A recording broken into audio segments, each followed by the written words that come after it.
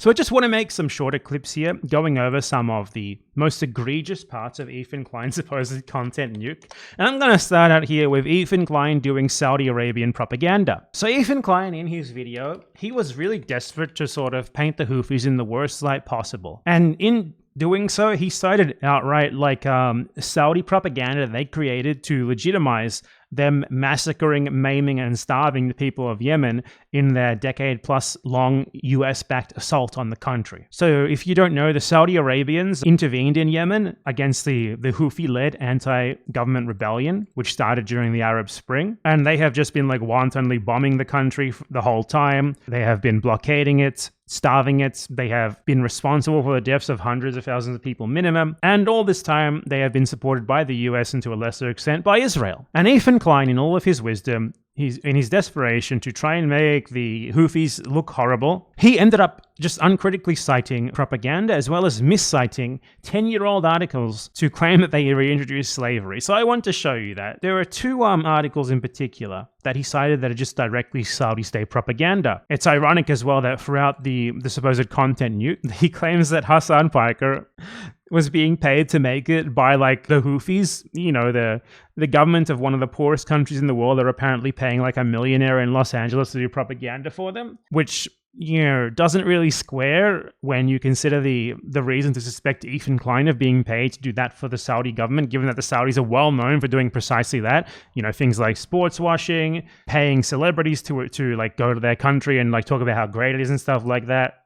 Like The Rock does that, for example. Cristiano Ronaldo does that. I think even Lionel Messi does it. Plenty of celebrities who do that, who they pay to do that for them. And now we have Ethan Klein suddenly just citing like Saudi government made up propaganda to which they use to like justify them massacring the Yemeni people over the last 10 years.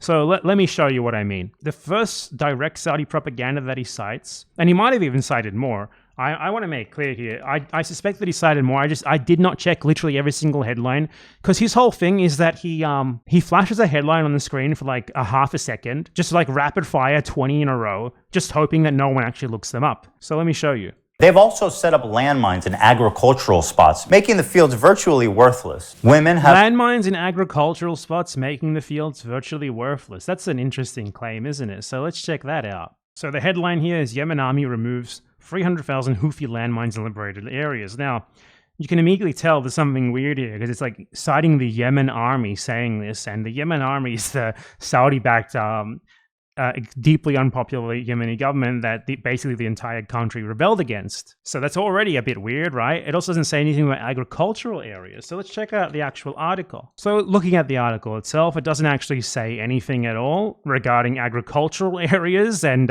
making the land useless. Even literally he made that up completely. It's not even here in this article, which, to be clear, is Saudi propaganda. So this article does nothing but cite the Yemeni government itself, who obviously are just going to say bad things about the Houthis or their opponents. And it's from April 2018, which is at the height of the Saudi genocide in Yemen. Basically, this is genocide-enabling propaganda, particularly when you look up what Arab News is. Let's look up this outlet. Who is Arab News? Arab News is an English-language newspaper published in Saudi Arabia, and it is owned by Turki bin Salman Al Saud, the brother of the ruling crown prince of Saudi Arabia, Mohammed bin Salman. The newspaper promotes the Saudi government. This is Ethan Klein's source. A Saudi government propaganda outlet just printing anti-Houthi propaganda that based on nothing but the government of the people who the Houthis are fighting against said so. This is one of the greatest minds of our time, clearly.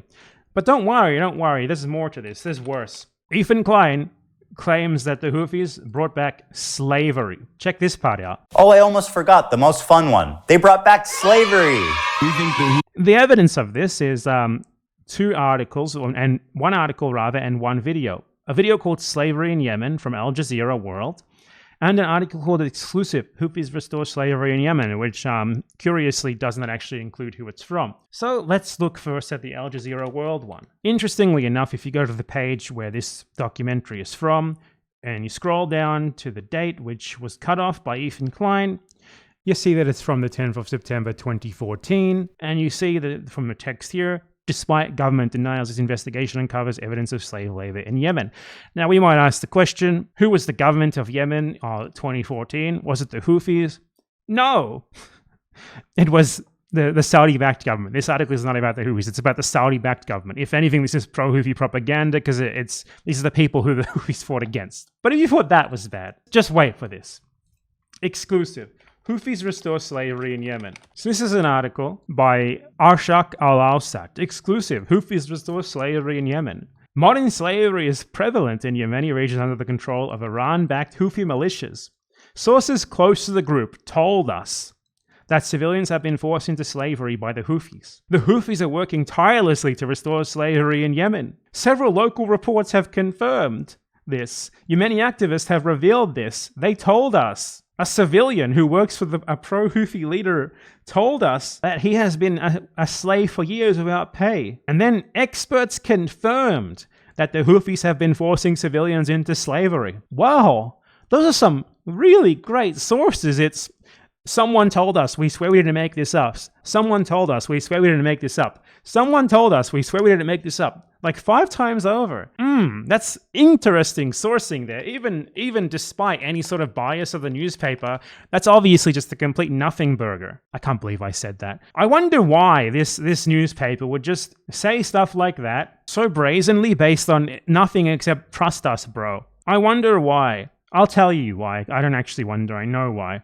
Because this newspaper, Arshak Al-Awsat, was founded with the approval of the Saudi royal family and government ministers. It is noted for its support of the Saudi government. The newspaper is owned by Faisal bin Salman bin Abdulaziz Al Saud, a member of the Saudi royal family. Ethan Klein is just citing like the Saudi equivalent of Der Sturmer, just making shit up that was invented to justify the Saudi massacre and starvation blockade against Yemen. He is citing this uncritically to slander the people who were fighting against the illegitimate Saudi-backed dictatorship as restoring slavery. And his incredible evidence for that is this article from the Saudi equivalent of Joseph Goebbels, just made up bullshit.